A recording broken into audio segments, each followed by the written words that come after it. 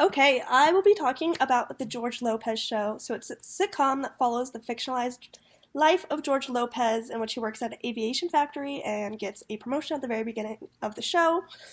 It embraces the complexities of hardworking blue collar family and dealing with everyday issues within the household. The Lopez family includes his mostly stay at home wife, Angie. I say mostly because she does a lot of work at home with the kids and everything, but she also has a side business. They have two kids, Max and Carmen, and his mother, Benny, lives at home with them. And Angie's kind of overprotective father eventually becomes a very important figure within the show. And the series kind of showcase, the balance of work and family that George faces, and also has topics of cultural identity and generational differences kind of embedded within the episodes. It was aired on ABC for 6 seasons from March 2002 to May 2007 and had a total of 120 episodes. So how is the family presented?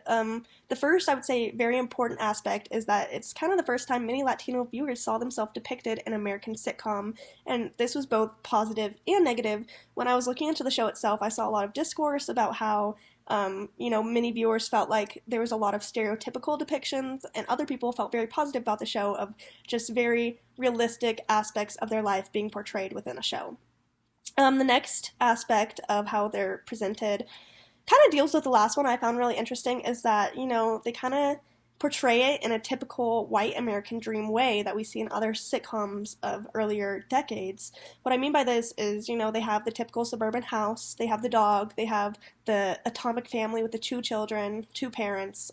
So I find that really interesting. Another thing is that their issues primarily revolve around the family and the issues get solved within the home. They often convey depictions of generational differences, doing this because Benny lives at home with them, and they often have, George and Benny have differences in views, and they also have three different generations of the grandparent Benny, the parents, and the children all living in one home together. I also felt like George's mother, Benny, kind of challenged traditional notions of gender, because they talk a lot about her being a single mom and raising George without a father, and she's just overall very strong and independent character and challenges a lot of things George says. Angie could also be kind of fits in this because she kind of comments on the typical stay-at-home mom and how it's a very difficult job and kind of just like makes fun of it a little bit. And lastly, overall, the George Lopez show is very humorous, but they also touch on more serious topics such as George's struggle growing up without a father, as well as like financial issues such as debt. Lastly, who watched the show? The target audience was obviously Hispanic population as an attempt to diversify their viewers, but ABC also knew that they needed to still appeal to the larger audience and couldn't make the content too niche, and they needed everyone to be able to digest it. So 11% of its viewers were Hispanic, 63 are non-Hispanic white, 18% African American, and the George Lopez show had a really good viewership. 10 million viewers viewed it on its debut episode. And the ratings kind of went from anyone from age 18 to 49, so they had a very wide range of people watching the show. Okay, next we have the family. So first we have George Lopez, who is, the patriarch, hardworking father who maintains chaos in the household. We have Angie, the patient wife, who kind of balances out all the chaos as well. Very grounding, but she's very snarky and a very good female character. We have Carmen Lopez, who's the intelligent, mature daughter who is always infatuated with boys and having boy trouble, and also kind of has a rebellious phase near later seasons when she runs away. Max Lopez is kind of changes throughout the show. He's first just a very sweet young boy. He deals with dyslexia, which I found very interesting, but he kind of also goes through a rebellious phase in later seasons and is a very real depiction of going from childhood to being a teenager. We have Benny Lopez, George's eccentric mother, kind of slightly abusive to George, and very jokingly. But she often interferes with the family affairs. She had George when she was 17, and kind of continues to unveil secrets into George's life throughout the show. And lastly, we have Vic, who is the protective Colombian father of Angie, and he becomes a more prominent character at the later into the show, and he's originally at odds with George, but they kind of eventually get he gets more intertwined into the family as a father figure for George and a grandparent for the rest. Going into the shows, I watched 2 episodes, and I was kind of wanted to choose an episode from season 1 and season 5 to see just a wide range of the show throughout the years.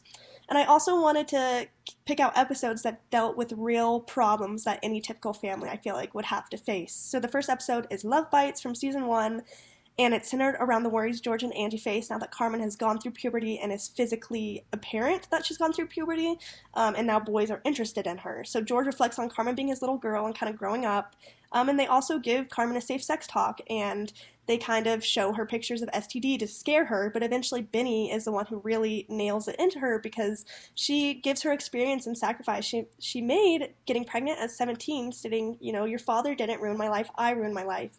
And I think this is really interesting because it's, we're seeing more talk about sex on TV and safe sex and underage pregnancy as well as, single parent pregnancy.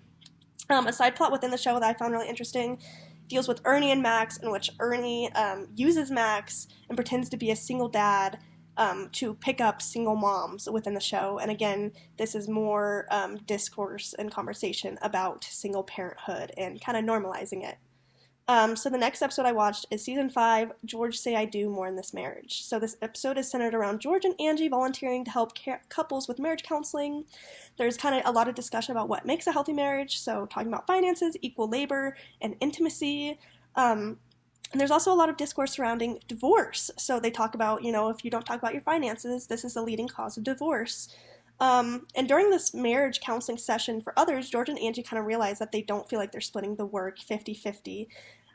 George thinks he's doing more than Angie, and that Angie's, stay-at-home tasks, taking care of the kids, cleaning, making food, are not as difficult as his actual laborious job. And so they kind of have a competition where they're keeping track of points, and each of them are, trying to take care of the children more in order to rake up points. And at the end of the episode, Vic has a conversation with George and says that if women feel underappreciated, they will divorce, and that it's just not worth it. So George kind of lies, says he has less points at the end of the episode, and that they're splitting the work 50-50.